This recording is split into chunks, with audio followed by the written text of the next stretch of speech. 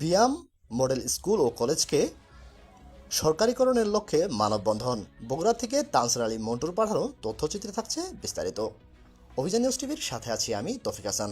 Bogura BIAM model school ও কলেজকে সরকারিকরণের লক্ষ্যে মানববন্ধন করেন বগুড়া সাতমাথা বিয়াম মডেল স্কুলের শিক্ষক এবং শিক্ষার্থীদের উপস্থিতিতে ছিল ব্যাপক। এ সময় বক্তব্য রাখেন বিয়াম মডেল স্কুলের শিক্ষক এবং সাংবাদিক সহ সমাজের গুণীজনেরা। বিস্তারিত দেখুন ভিডিওতে।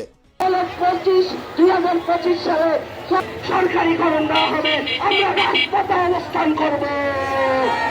এই আশাবাদ ব্যক্ত রেখে এবং জেলা প্রশাসন বগুড়াতে দুঃখজনক বিষয় হলো সত্য, সিটি কর্পোরেশন হলো 2টি মাত্র সরকারি প্রতিষ্ঠান।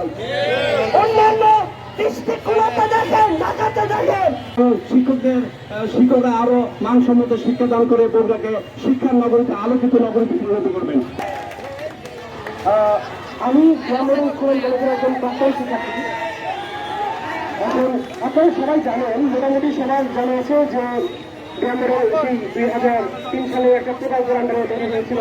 তারপর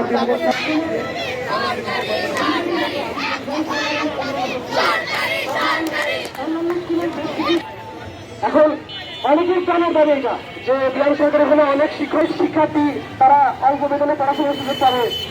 আর একজন প্রাক্তন শিক্ষার্থী হিসাবে প্রত্যেকটা তারা তাদের স্কুলে যাবে, যখন খুশি স্কুলে ঢুকবে, স্কুলে যে বসবে, স্কুলের সাথে তাদের একটা আত্মার সম্পর্ক গড়ে ওঠে। কিন্তু এই সুযোগটা আমাদের থাকবে।